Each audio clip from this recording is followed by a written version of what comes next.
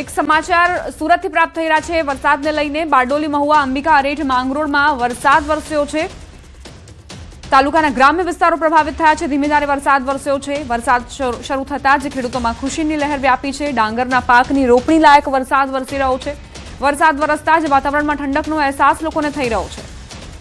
અષાઢી બીજનો દિવસ છે। લોકોને આશા હતી, ખેડૂતોને ખાસ કરીને આશા હતી કે ખેતરોમાં વરસાદ જે છે તે કાચા સોના સમાન સાબિત થશે અને એવું જ થયું છે। સંવાદદાતા કેતન જોડાઈ ગયા છે વધુ જાણકારી સાથે। કેતન, કયા કયા વિસ્તારોમાં વરસાદ?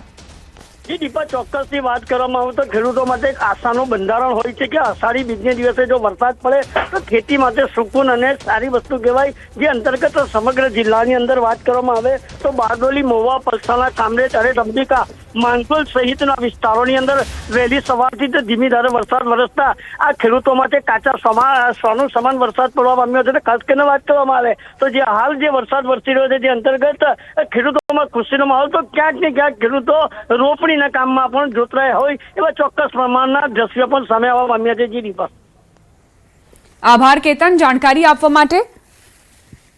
10 દિવસના વિરામ બાદ ફરી એક વખત સુરતમાં વરસાદી માહોલ। બારડોલી, મહુવા, અંબિકા અરેઠ માંગરોળમાં વરસાદ વરસ્યો છે। વાતાવરણમાં ઠંડકનો અહેસાસ થઈ રહ્યો છે। ગીર સોમનાથથી સમાચાર। ગીર સોમનાથમાં વરસાદી માહોલ જામ્યો છે। સૂત્રાપાડાના પ્રાચી તીર્થમાં મેઘમહેર થઈ છે। અષાઢી બીજે વરસાદથી ભક્તોમાં ખુશીની લહેર। સંવાદદાતા દિનેશ જોડાઈ ગયા છે વધુ જાણકારી સાથે। દિનેશ, ગીર સોમનાથમાં ફરી વરસાદ, શું વિગત? આજે બિલકુલ ઘણા દિવસોના લાંબા દિવસોના વિરામ બાદ ફરી એક વખત ગીર સોમનાથ જિલ્લાના કેટલાક વિસ્તારોની અંદર આજે જ્યારે અષાઢી બીજ છે અને અષાઢી બીજના દિવસે અમી સાટણા છે તે વરસાદના અમી સાટણા વરસી રહ્યા છે અને તેમને કારણે ખેડૂતો છે તેઓમાં ક્યાંક ને ક્યાંક ખુશીનો માહોલ છે। સામાન્ય રીતે અષાઢી બીજના દિવસે ખેડૂતો છે તે વરસાદની આશા અપેક્ષાઓ રાખતા હોય છે અને તે જ પ્રમાણે આજે કેટલાક વિસ્તારોની અંદર વરસાદી ઝાપટા પડતા ખેડૂતો છે તેઓમાં ક્યાંક ને ક્યાંક ખુશી માહોલ સર્જાયો છે, કારણ કે ખેડૂતોના જે વાવેતર કરેલા પાકો છે તેઓને જીવનદાન મળશે। જી આભાર દિનેશ જાણકારી આપવા માટે।